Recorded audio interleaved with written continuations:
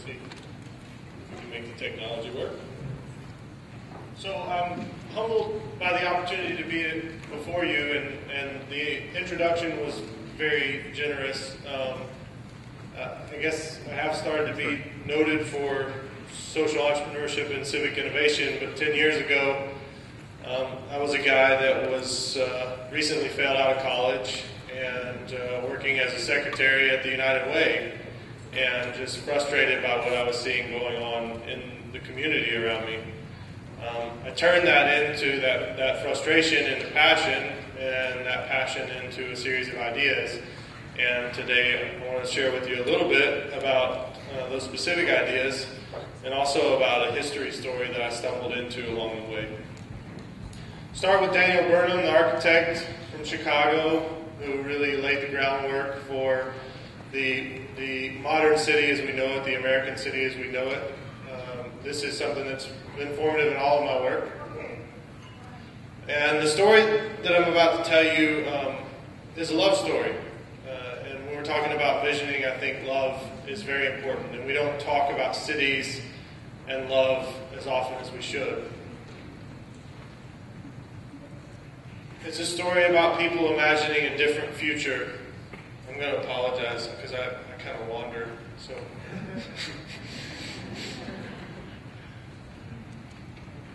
Oh, and the technology won't wander with me. And this is also my story. And my story begins here. So this is Lookout Mountain, Tennessee, and the name Chattanooga is guesstimated to be for an Indian word for rock coming to a point. And below that rock coming to a point is this city known as Chattanooga that welcomed me as a sort of adopted son. In the turn of the century, moving through the 50s, it was known as the Dynamo of Dixie, a very typical industrial city doing rolled steel. Eventually it got into the plastics business, had a river that runs right through the middle of it, so typical transportation. But it was sort of actually one of our suburbs in Chattanooga is known as South Pittsburgh, because the steel industry started in the north and moved its way south. And as most industrial cities, if not all, did, there was a fall from grace. So in 1969, Walter Cronkite went on the national news and called Chattanooga the dirtiest city in America. And luckily, 69, about 10 years later, there was a number of people, a few of which I will mention, who said this is not going to be the fate of our city. And this is Rick and Maybelle and Jack. And there were three of the people that said this is not going to be the fate of our city. And Rick was really a catalyst. He had the ideas. Maybelle had the intestinal fortitude to drive those ideas home for years and years. And Jack and his family had made some money bottling a thing that is called Coca-Cola. And that sort of powered the movement. But the first thing that they did, and this is why I was really excited to accept the invitation to come to Indianapolis, is they said, where are things going right? By this time it was about 1983. And they said, things are going right in Indianapolis. And so they all loaded up, and it's arguable as to whether it was a bus or a plane. They don't all remember it the same way. But they came to, about 75 people came to Indianapolis and looked at what was going on here. Learned from the city, were inspired by things that were going on related to the water, and cityscaping, public places, and they went back home. And they met up with a guy named Gianni Longo, and Gianni brought sort of method and structure, and this thing called nominal group theory. So this is where we go into a room and we put some ideas on the wall, and we all get some stickers, and we put those stickers, and we collectively set a vision for the future. And they were blessed that about 2,000 people decided to participate in that process. And the city found a North Star, and this is the first of the points that I really want to drive home. They set a goal that was bigger than anyone could take on individually. And that goal was, let's be the best mid-sized city in America. We're not going to be New York, we're not going to be Los Angeles, but let's be the best mid-sized city in America. And then they decided to divide and conquer. And so there were over 40 project groups that included creating a positive image for the city, revitalizing the downtown, alleviating substandard housing, providing shelter for abused spouses and children, restoring the Tivoli Theater, and developing urban parks. And they decided to take a long view. And we were talking earlier about political cycles and what's your 4-year view. It's pretty rare that people decide to take a 30 to 50-year view, and I think that's amazing about what you're doing here. Rick, in one of his speeches, I pull this out and I keep it with me. Rick said something that I thought was incredible. For someone that's standing in a community that's broken down, that makes a statement like this: we are cathedral builders. What we are setting in motion now may never be fully realized within the lifetimes of anyone in this room. Yet we must begin with a vision, a sense of integrity, and a tenacity which can serve to inspire all of our people and all who will envy us, copy us, and wish us well for decades into the next century. Now, this was written in the early 80s, and in Chattanooga now, every week there's a group of people that show up from anywhere around the world to look at what's happened. The results, the 21st century waterfront, that's the world's largest freshwater aquarium that stands behind it, millions of visitors over time, a 7-mile linear park that runs up and down the river in what was industrial space, the world's longest walking bridge, housing that came through both public and private entities to put more people into stable housing, restaurants. This was originally called the Southside Grill when our downtown didn't have those opportunities. Putting some land aside, this used to be the volunteer ammunition plant. It was about 10,000 acres, and there was a wrestling match that started in the 60s that pulled it away from the federal government and then turned it into land that was ready for development. Public parks, incredible, whimsical public spaces. And all that was very physical. The physical plant was broken, and it was about how do we make the physical plant not as dirty, as desolate. There was the joke about that every post-industrial city has. It says at 6 o'clock on Friday afternoon you can fire a cannon down Main Street and you're not going to hit anything or anybody. And that was very much the case. And so there was this belief that by building things that would make a difference. And that brought us to 2007, when we had the problem that your demographers were talking about that you don't necessarily have, which is the Gen X and the millennials exiting the city, and really en masse. The children of the people that I mentioned were in large part not staying in the place. And I sat down with Maybelle one day and I said, of everything that you've done, what are you most concerned about? What still kind of bothers you? And she said, we believe that if we built it, they would come. And we look at the average income, the 18 to 35-year-olds, we're still not sure that that's happening. And so occupancy in certain areas, the buildings are being stabilized, but the Main Street area, for example, is at about 20% occupancy. And so by understanding the story of what had happened before to bring the physical plant up to a manageable place, by investing all those dollars, there was actually inspiration for some of the younger generation that I was a part of. This frustration, this was how we started to channel our passion. And so my friends Stephen and Wade and I, Stephen and I both transplants. Stephen had lived all over the country, born in Alabama. Wade from the city. I was born in Georgia. We listened to that story and we said we want to do something. And remember, we're citizens. We're not on city council. We're not of a familial name that opens doors for us. Actually, when we were introduced today to the history of Indianapolis, I come from the Pogues, so I think I would have more of a name to open doors in Indianapolis than I would in Chattanooga. And then 3 became 30. And so we built this team of young people, and I think young people is going to be a theme that I'll keep bringing back up, because it was easier for them to have a 30 to 50 year vision, because they knew that they had 30 to 50 years to work in the community.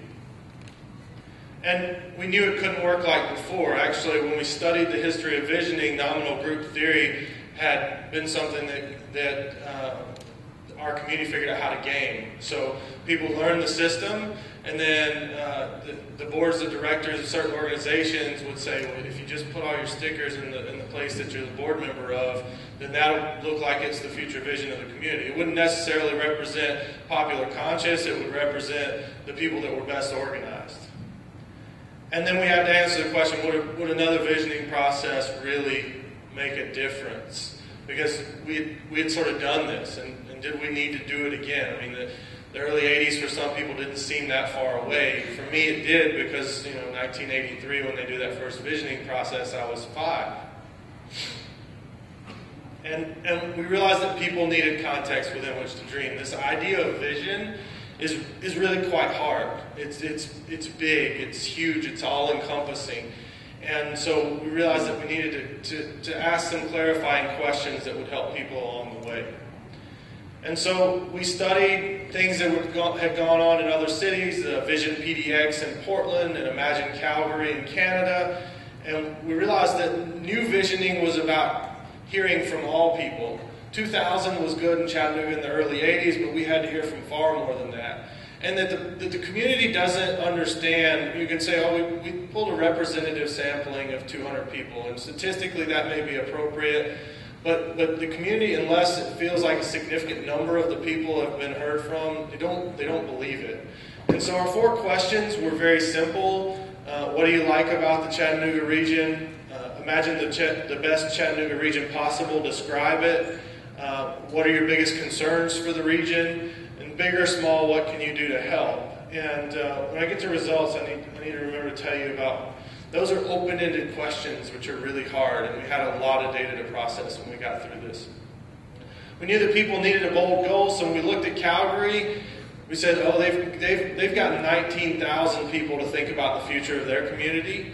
And so we said, all right, we're gonna. It's been about 25 years since we did this visioning, so and we want to beat Calgary, and so we can do 25,000. And at the time, we didn't even bother to look at how big Calgary was, about 6 times bigger than our community. And so we said, we want it. We want the world's largest community visioning process. We want to do something of a scale that matters, that nobody can argue with. And then it was time to get to work. And so we went out into the community, and anywhere there was more than 3 people gathered, we were there to ask those 4 questions. And neighborhood gatherings, you see, that's Jessica, and she's asking the police officers what their vision for the future is. And we realized pretty quickly that folks wanted to get something for giving their time, and so we had things like our lemonade stand. We called the entire project Chattanooga Stand. We branded it very clearly so that people knew what we were up to. It had the added benefit of we looked like construction workers, so they expect change and momentary frustration out of construction workers. And we were very literal about it. We wore shirts that said, I ask questions. And then this is a public park, this is Coolidge Park in downtown. We also just regularly let the community know we were out there working. And what happened with this process was 26,263 surveys were collected. And what we saw from the results was an emphasis that moved from the people to place. And why that's important is that it says, okay, I've got it backwards. So what they said is we want to talk about human issues, and human issues are a lot harder to deal with than just buildings. And then they said we got 3 big priorities: public education, crime, and jobs. And most of you would go, oh, that's intuitive. That's, why'd you do all that work to come up with those things? Well, at this moment that we came out with these answers in Chattanooga, Tennessee, we had a mayor who's finishing his term right now who said, public education is not the city's business. Crime is not a problem. We don't have a crime problem here. And jobs are going to be taken care of because of some big economic development news that we have coming. So this was, in spite of these being rather intuitive, this was counter to the prevailing winds in the community at that moment.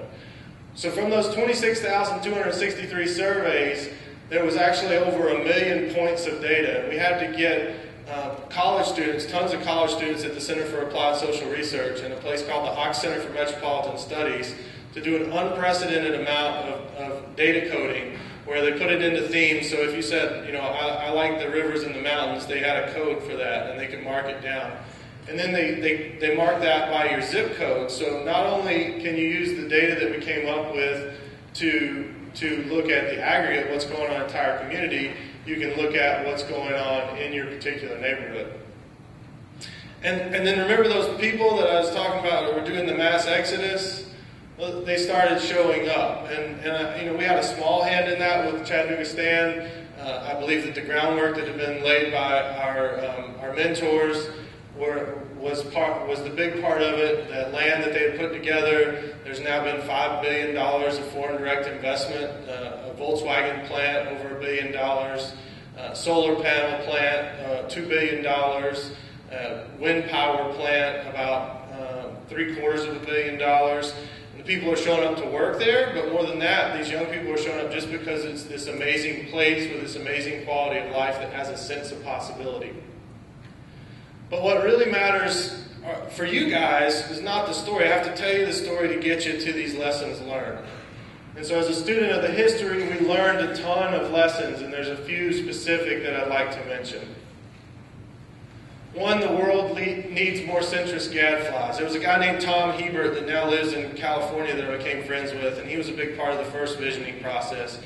And Tom was the guy, you know, that wasn't politically leaning in a particular direction, but just when he saw something that wasn't right, he would start making a ruckus about it. And whether that was an equity issue, whether that was a cleanliness issue in a particular place, he started being an agitational force. And agitational forces without a political leaning can be an incredibly powerful thing in community change. Edutainment moves the masses. So Chattanooga had desegregated rather peacefully, but rather passive-aggressively. And so most people worked in big factories, and the leaders of the factories said, we're going to desegregate. We did it. We didn't have the sort of emotional outbreaks that you had in some cities in Alabama. But there was a long-held belief until the early 80s that people couldn't gather in public, so that black people and white people couldn't be in the same public space. So one of the things the organizers of the first vision process did was start putting on public concert series. And the first public concert series was 5 nights in Chattanooga. And the mayor of the city at the time, Mayor Walker, actually grabbed my mentor and one of the leaders of this process by the lapels and said, there will be dead people in our street tonight because of you. Now, as history plays it out, the people gathered. They saw Hank Williams Jr., they saw B.B. King, they saw Bela Fleck the Flecktones. Everything went fine. It's now the Riverbend Festival that draws over 100,000 people per year. But we learned from that people don't show up to be educated. If you said we want to bring 100,000 people downtown to teach them a lesson, they probably wouldn't show up. If you say we bring 100,000 people downtown to educate them, they will show up. Use the buddy system. So all of the work that was done to Create Here, the organization that led this, was led by a co-founder and I, Helen Johnson. And what we learned there is that 2 leaders in every project are better than 1. We were co-CEOs of the entire work. Every decision was made together. Every check was signed together. And it eliminated many of our blind spots. And I think we have, as Americans, we have this notion of the sort of cowboy and the white horse leader, and that communities of the next century are not going to be that way. Invest in youth and they will deliver. So we had the idea for the world's largest community visioning process. I was out raising the money for it. I had a full portfolio of other work that I was supposed to get done.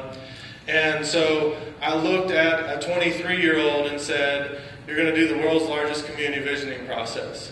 And she looked back at me rather sheepishly and rather scared, and then put her nose to the grindstone and actually led that process to completion. And then was later stolen away by a city called Indianapolis. And this is the first time I've seen her in 2 years. Sarah Lester is sitting at the table with me.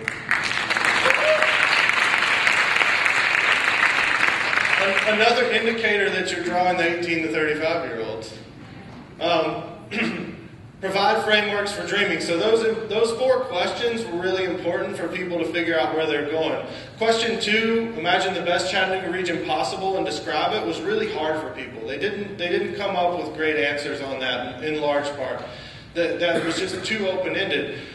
In a more clarifying process that we later did, we said, well, we've got 3 nodes of commerce in the city. We've got the mall, we've got downtown, and we've got Enterprise South, where all of this Volkswagen plant's going to be. How do we connect those together? And when we asked them for an imagination on that, they came up with wildly creative. We could do public art ribbons. We can do trolleys on tires that drive in these different routes. We can do storefronts that will help lead people from one place to another, road signage. And so my advice is, when you think about visioning, sometimes it's important to ask restrained questions that allow incredibly unrestrained answers. Design down, not up. So if you look at that campaign, it looks sort of young and edgy, and there might be a worry of, oh, will this only involve the young people? Will the baby boomer generation not get involved? And I can tell you that in our work, over and over again, we find that if you'll design for the young people, everybody will show up. This happened, the example I like to use is the Honda Element. I ordered one of the first Honda Elements that came out. I was in my 20s at the time, and American Honda Motor Corporation designed that for the average consumer to be about 22 years old.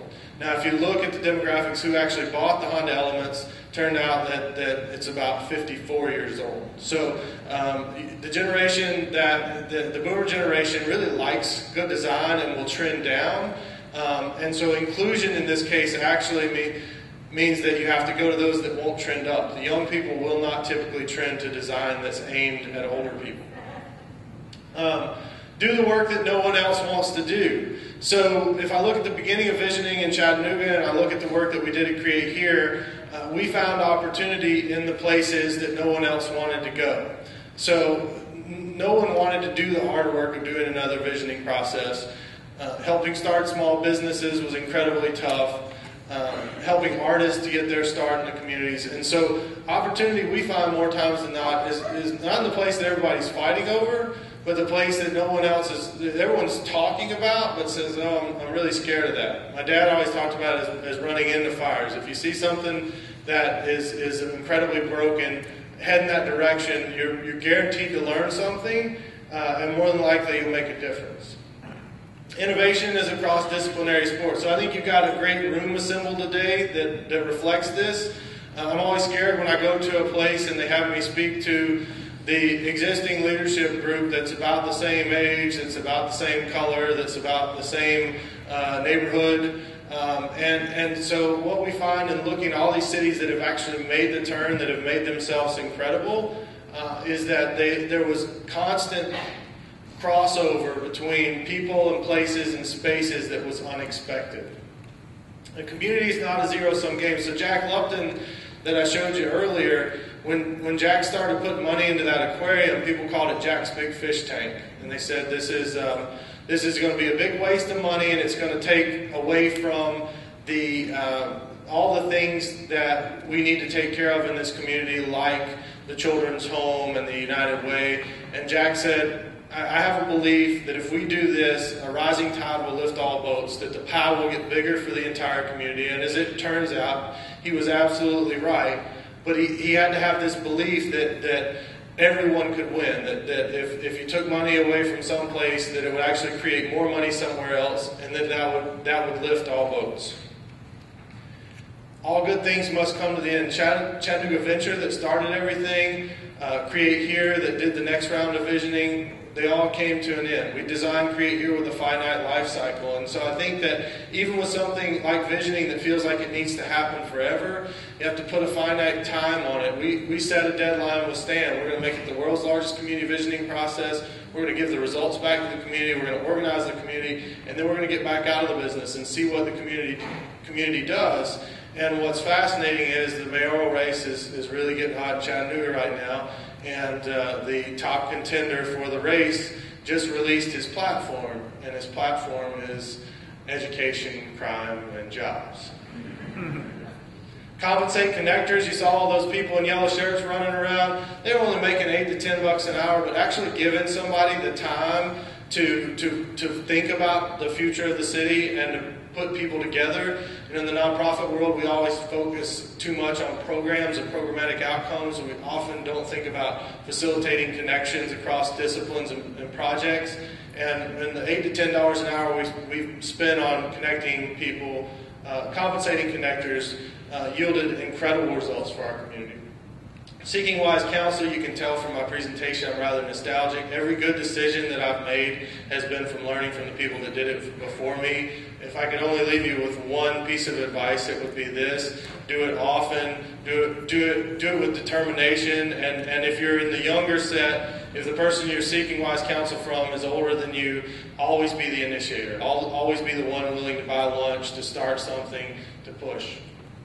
Design is not an afterthought. Nonprofits is not just about sticking a logo on something. You actually have to make good design and push it out into the world. We're not competing with each other as nonprofits. We're competing with an episode of The Voice. And so you have to beat popular culture. You don't have to beat each other. And finally, in all things, be hopeful and helpful. Maybelle had one requirement when you sat down at her table in 1983, and it was that you be hopeful and helpful. And I think that leads back to what made Chattanooga what it is. And when I said, when I started, that this is a love story, the real secret of Chattanooga is it's a place where love led to abundance. People got beyond their standard silos and their inclination that I might not get something if you get something, and that culture. Earlier there was a mention of culture of abundance. It's something you have to actively pursue. That culture of abundance grew to be something that it wasn't about any one of those projects I just told you about. It was a reflective muscle. It was muscle memory that was built around participation and collaboration. If you look at those rosters of what happened in the early 80s, those people went on, and every big project that got built, they were, no matter where they worked and where they lived in the community, they were back at the table building things together again. The network of people was what really liberated the city. And finally, remember Margaret Mead's quote, I'm living proof that what changes a city is just an individual, and I'm really excited to see what you guys do as individuals as you lead what's already a great city, Indianapolis, into its next phase of development and into whatever it's going to be next. So thank you.